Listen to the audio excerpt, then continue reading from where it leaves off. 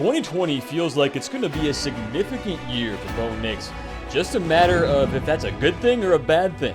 Coming off a freshman season where he won 9 games, there's a lot of evidence to make the case that this year Bo's poised for a breakout. Thrown into the fire as a true freshman, Bo's numbers were actually pretty good. His 2,500 yards passing was good enough for 6th in the SEC, and only 3 other quarterbacks had less interceptions. And the stat you can't see is the ability to show up in big moments.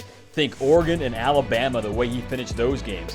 But heading into 2020, a lot more will be expected of Bo Nix. He needs to become the true leader of the offense, a guy others can turn to when times get tough, and they will get tough given the Tigers' schedule. How will Bo improve on his consistency? That might be the difference between an okay season and a championship season. So Bo Nix, 2020, will it be his season as a sophomore? We'll see if they even have a full season. Jason Caldwell, glad to have you with us, 247sports.com, an insider for the Auburn Tigers.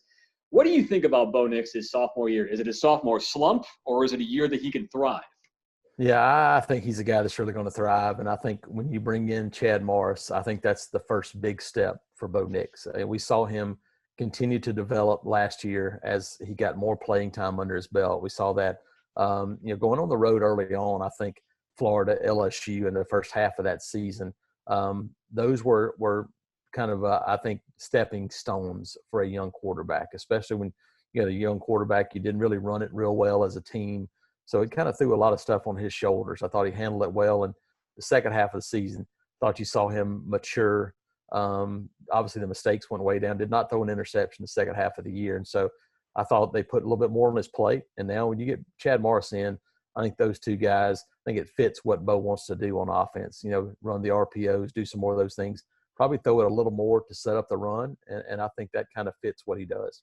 Do you think it was safe to say early on in the year when he was a true freshman, that Oregon game at the end, all the heroics he had, he played well against Texas A&M, played well against the Mississippi teams, and then all of a sudden he played the tough defenses. Do you think people got maybe spoiled thinking that this was not a true freshman, this guy actually wasn't going to have any growing pains? Yeah, I think it probably comes with the territory a little bit when you look and see that you've had true freshmen that have kind of put up these ridiculous numbers at times. Not realizing that it's still difficult. And the difficulty came when they couldn't run the football. And that was kind of the thing that you look back to kind of historically, Gus Malzahn offense. When they had struggles in running the football, it really makes it difficult everywhere. That was the case for that team last year. They just, Bobby Whitlow, was in and out a little bit from the lineup. The offensive line dealt with some injuries, and they just never were an offensive line that knocked guys off the ball. And so it was a different type of running game. And so without being able to really grind out some yards, it put most of the pressure on a true freshman quarterback. And I thought, like I said, he developed throughout the year. But, yeah, the expectations probably got thrown up a little bit. But in the end, his numbers, stood up pretty well. Where do you see him fitting in with this running game? If it gets back to normal, if you've got a basically three-headed monster with Malik Miller, Sean Shivers, and DJ Williams, who's really emerging. I know you like him. Where does he fit in with running the football? Yeah, I think he's a guy that I think he's a quarterback that is a pocket passer, but that can also run. So I think you look last year, you saw him, be a guy that can rush for a couple of 100 yards. And there may be a game where it's 60, 70 yards in there, but I do think where he's at his best is on the goal line. And you saw last year, he was a guy that ran for some touchdowns. I think he makes good decisions in the running game. And, now with an RPO a little bit more amped up with Chad Morris, he could add a little bit more to the running game as well. But I don't think they're going to put a whole lot of that on his plate just with really no experience behind him at the quarterback position. I would expect that, he's a guy that'll run it, but I don't think it's going to be lining up and having 15, 18 carries in a game. I don't think that's going to be a part of what he does.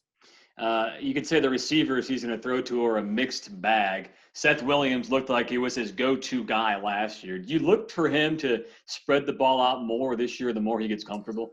Yeah, and I think part of that goes with the system as well. I think the more you throw it, we saw LSU go from 2018 to 19, the same quarterback, the same wide receivers, and all of a sudden they look like a completely different group when they started to throw it more. They developed that rapport and that chemistry. I think the same thing applies at Auburn. You look at it, obviously him and Seth Williams had a good bond, but look at Anthony Schwartz, Eli Stove, some young guys, a guy like Shedrick Jackson's a guy that has an opportunity to step up.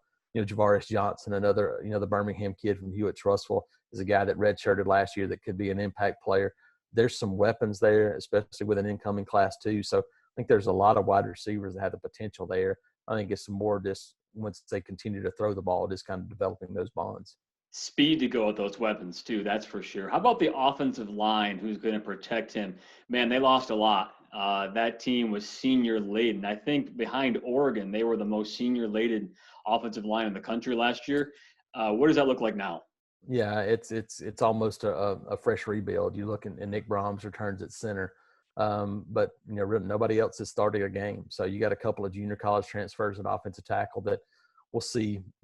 How quickly they can adjust. When they get on the practice field, whenever that is, and those guys have talent. But you look at Brodarius Ham returning. I think he's probably one of the names that we figure is going to be somewhere on the offensive line. Could be guard, could be tackle. There's some talent, just not a lot of experience. But I do think with a system designed to get the ball out of his hands a little quicker and to move it around some, probably works in their advantage a little bit, that the offensive line will have a little bit of a chance to maybe not have to lean on just knocking people off the ball in the running game. He's Jason Caldwell from 24/7 Sports covering the Auburn Tigers. Who's going to be with us all summer long, profiling these Auburn players leading up to 2020.